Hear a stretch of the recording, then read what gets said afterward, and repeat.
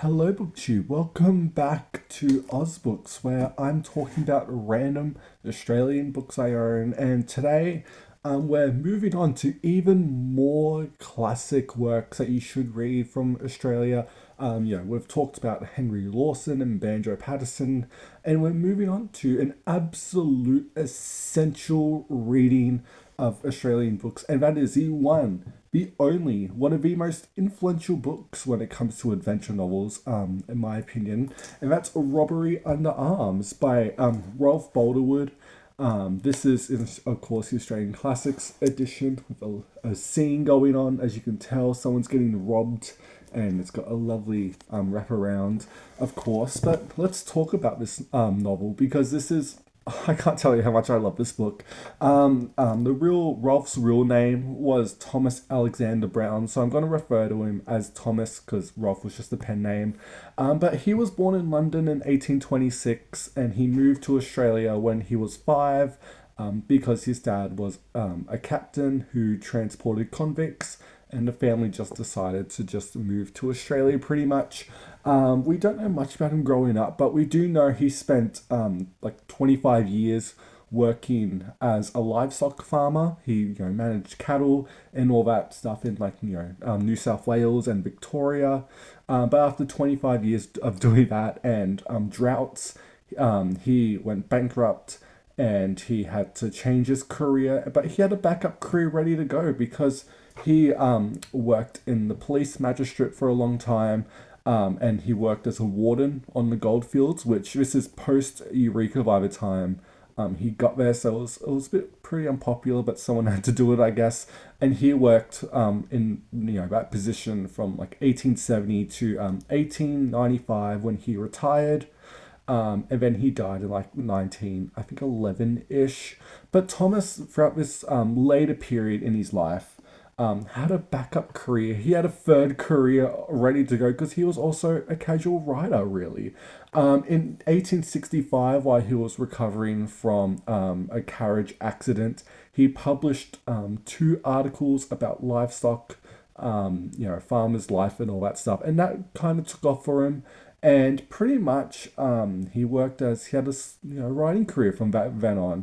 From 1874 to 1905, he published novels, he done short stories, he done an autobiography, he done literally as much, he done tales, he done a lot of stuff, but a lot of it I have not read because he's not in print like literally at all. I haven't actually checked Project Gutenberg to see what they have of him, because I've just assumed he was like a one book wonder, and he kind of is now at least, but was he that at the time? I really don't know.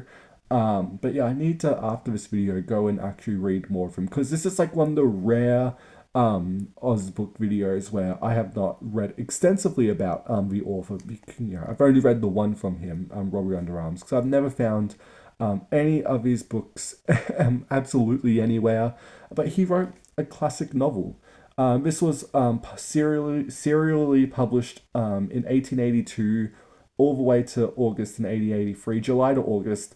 And it didn't reach London actually until 1888, where it just instantly took off as an absolute bestseller and genuinely has become one of the most definitive Australian novels ever.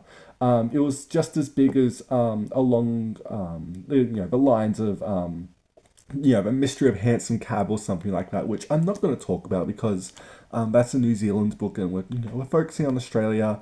But this, back in the day was rivaling stuff like, Sherlock Holmes and even, probably even outselling Sherlock at the time. At least, studying Scarlet, like the early Sherlock at least.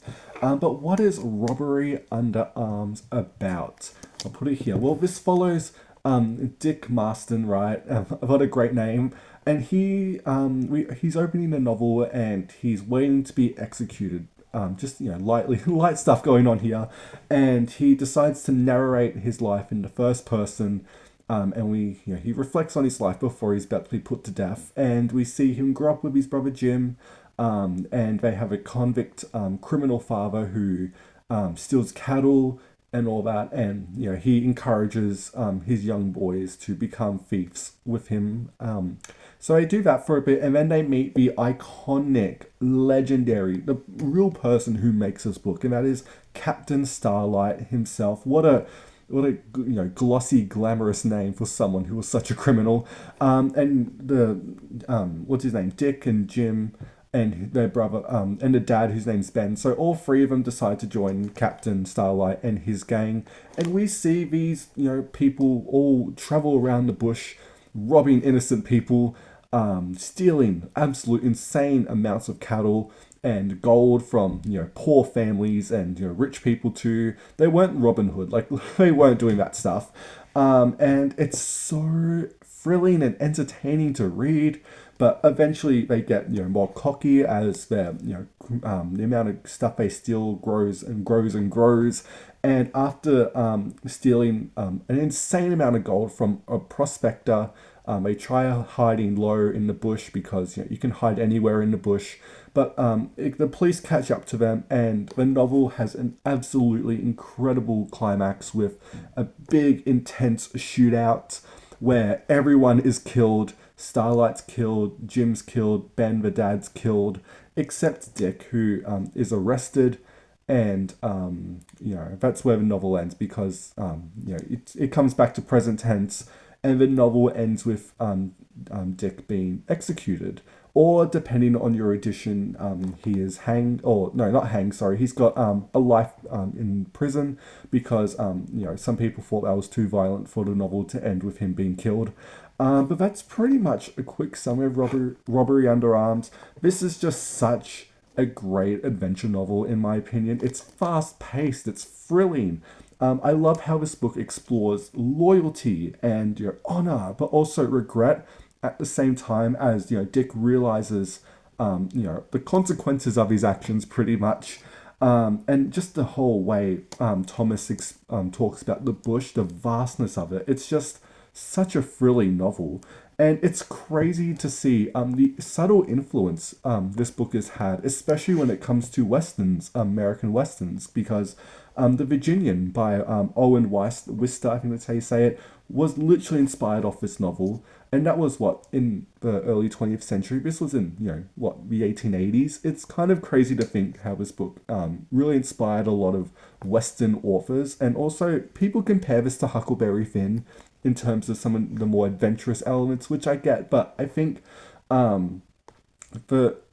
don't know. I never really knew how to think that comparison because, this novel's, I think, a bit more bleaker than Huckleberry Finn. It's been a while since I've read Huckleberry Finn, but I feel the Australianness of Robbery Under Arms it comes at a different angle, where Huckleberry Finn, I think, is a bit more social critiquing and doing a lot more stuff than Robbery Under Arms is. Robbery is a bit more of an adventure novel, a bit more lighthearted than Huckleberry Finn is, but I don't think it's as good as Huckleberry Finn, as a big achievement, but I love Robbery Under Arms. It's so fun. And I need to absolutely go check out more of Thomas's works. This is still very much in print. There was a big famous movie adaptation, a big TV series. This is not absolutely not gone away at all. Yes, there are some inconsistencies when it comes to Thomas's writing. When it comes to the settings, sometimes they're in areas that kind of don't make sense for the way they're traveling. Also, there's some other stuff too of the plot, which is a bit inconsistent. Some people blame it was because it was serialized. I don't think Thomas was the best writer ever, but he makes up for it, to be honest. This is just such a fun novel, and you should absolutely read it. It's not that long, and that's all I have to say. This is just such an absolute Australian classic novel. What do you want me to say? Read this any day over Patrick White. I will say, again, I don't know what I'm saying really, but yeah, if you're gonna do especially colonial era Australian books pre-Federation, I would only say there's only two you really need to do. This and For the Term of His Natural Life by Marcus Clarke, which is a way more heavier and bleaker novel, way more intense.